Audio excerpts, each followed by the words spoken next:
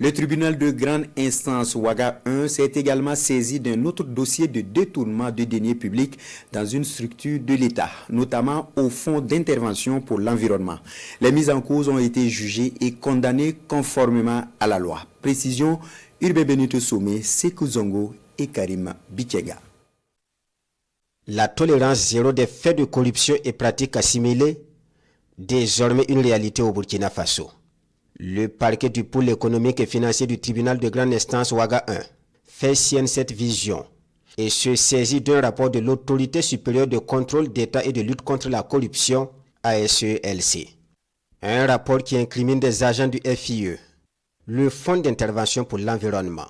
Les irrégularités qui ont été relevées dans ce dossier sont des faits d'infraction suffisamment graves parce qu'il y a eu des détournements de biens publics, dans ce sens que l'utilisation qui a été faite des ressources affectées à la structure n'a pas suivi les objectifs visés par le projet. Deuxièmement, il y a eu des paiements indus de dépenses qui ne rentrent pas dans les missions confiées à la structure. Il y a également eu une absence de pièces justificatives qui est une violation des manuels de procédure de gestion des ressources publiques. Tous ces aspects sont suffisamment graves et potentiellement caractérisés. Et nous étions dans une obligation de saisir la justice afin que un jugement approprié soit rendu et que l'État puisse recouvrir une réparation juste. Décembre 2025, s'ouvre un procès contre les présumés coupables d'abus de fonction, d'enrichissement illicite, de détournement de deniers publics et de concussion. Intervient alors l'AGE, l'agence judiciaire de l'État, commise à défendre les intérêts de l'État burkinabé. Un rôle que l'AGE joue pleinement pour établir l'État dans ses droits. Nous avons pu aboutir au fait que des acteurs ont utilisé des ressources publiques à des fins autres que celles qui ont été prévues pour leur utilisation. Et bien sûr, l'intention coupable, il nous appartenait de démontrer que ces acteurs-là avaient la pleine connaissance que c'était sans base légale qu'ils utilisaient justement les ressources.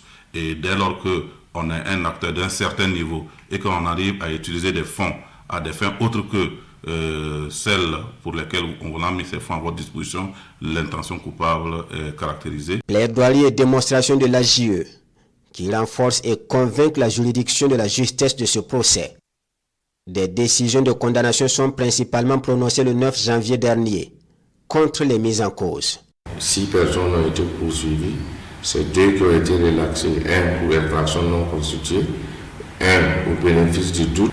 Mais le DG et 3 de ses agents, notamment le DG qui était je dirais la pièce maîtresse, sinon le poids lourd du groupe a été condamné à une peine d'emprisonnement de 5 ans assortie de ceci et une amende de plus de 60 millions. Donc, certains de ces agents ont été condamnés pour concussion. Reconnus coupables, ils doivent également payer à l'État burkinabé plus de 26 millions de francs CFA au titre des condamnations civiles. Au-delà de ces peines, ce procès qui a opposé l'État burkinabé à des agents du Fonds d'intervention de l'environnement se veut un message clair envoyé à tout gestionnaire de fonds publics. L'État rappelle, j'insiste là-dessus, rappelle à ses agents que l'argent public, c'est de l'argent public. Si c'est un bailleur qui a appuyé, que ce soit un don, que ce soit un prêt, dès lors que l'État a contractualisé avec un acteur extérieur pour mobiliser des ressources et mettre dans les caisses du trésor public pour utilisation, c'est pour la satisfaction de l'intérêt général. Ce procès a permis justement que l'on puisse rappeler cela et appeler les différents gestionnaires à retenir cela comme étant une leçon essentielle. Le deuxième élément, c'est également de toujours donner une base légale aux interventions des différents responsables. C'est un message clair et pour dire que la gestion des fonds publics, chacun On n'a qu'à faire très attention pour pouvoir les gérer sans indélicatesse, pour ne pas prendre ce qui est à l'État et s'encadrer toujours des textes. Parce que comme je l'ai dit, il y a des choses qui s'apparentent à de la pratique, qui en réalité sont constituées d'infractions pénales. En tous les cas, les polices économiques et financières de tribunaux sur toute l'étendue du territoire entendent réprimer les infractions économiques et financières avec la dernière énergie.